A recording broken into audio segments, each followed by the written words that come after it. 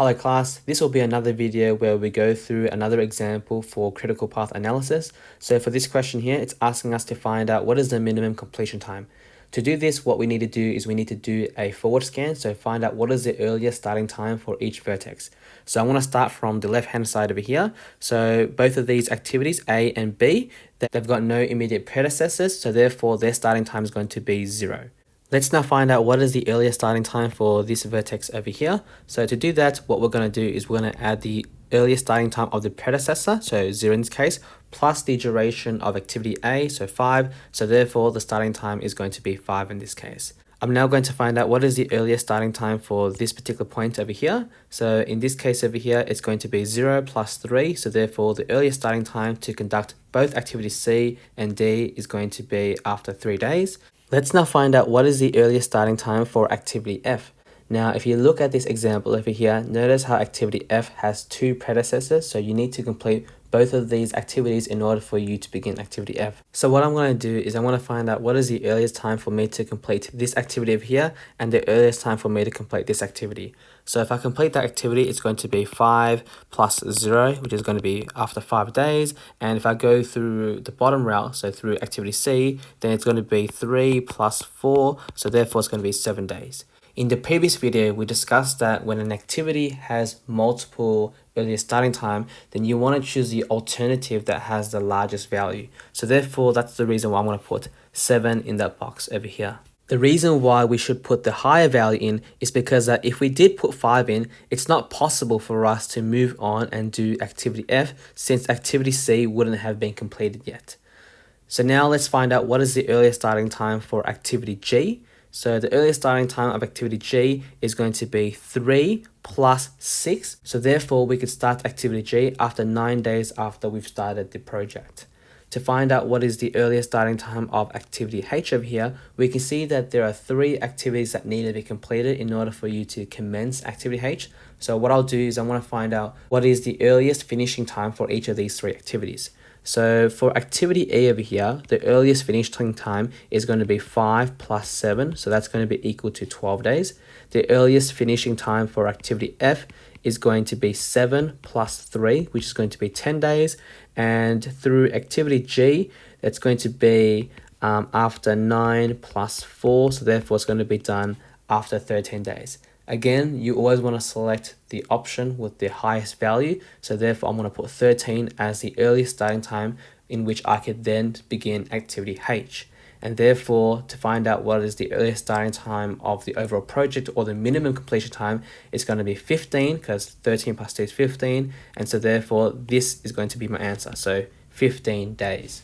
The next question of this example wants us to find out what is the critical path. So to find out the critical path, I need to first find out what is the latest starting time of each activity. So we're going to do this by performing a backward scan. So to perform the backward scan, we start from the final vertex. In the previous video, we said that the latest starting time of our final vertex is going to be equal to its earliest starting time. So that's why I'm going to put 15 here as well.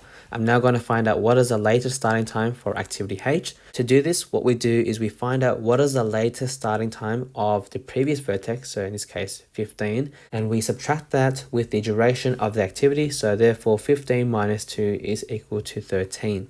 We can now find out what is the latest starting time of activity G. So to do this, it's going to be 13 minus 4, so therefore the latest starting time of activity G is going to be equal to 9. Let's now find out what is the latest starting time for this activity over here. So the latest starting time for this activity can be found by going 13 minus 3, and so therefore that's going to give you an answer of 10. Let's now find out what is the latest starting time for this particular vertex over here. We can see that for that vertex, there are 2 edges that flow away from it. So it's this one over here as well as this.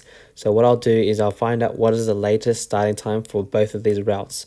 So for this route over here, the latest starting time can be found by going 13 minus by the duration of activity E, so 7, and therefore that's going to give you 6 as an answer. Alternatively, what we could do is we could find out what is the latest starting time for this activity. So 10 minus 0 is going to equal to 10. And what we want to do for the latest starting time is that you want to choose the alternative that has the smallest value. So in this case, we're going to choose 6, and therefore I'm going to put 6 into that box over here.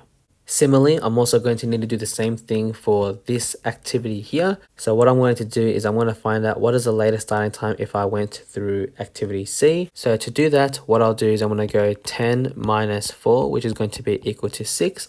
Alternatively, what I could do is I could go through this route. So therefore, 9 minus 6 is going to give us 3 as an answer. And again, what you want to do is you want to choose the smallest option when you're talking about the latest starting time. So that's why I'm going to put 3 in that box over here.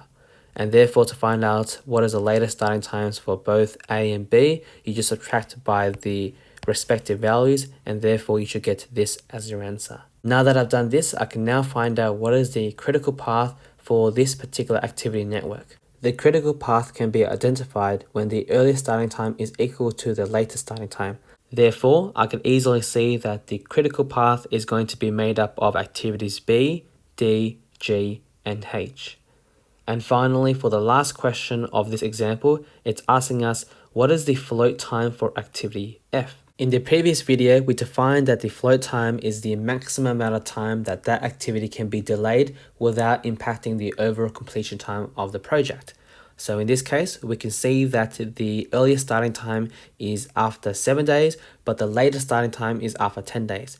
So to find out what is the float, you go the latest starting time minus by the earliest starting time, and therefore if you go 10 minus 7, therefore our float for activity F is going to be 3 days.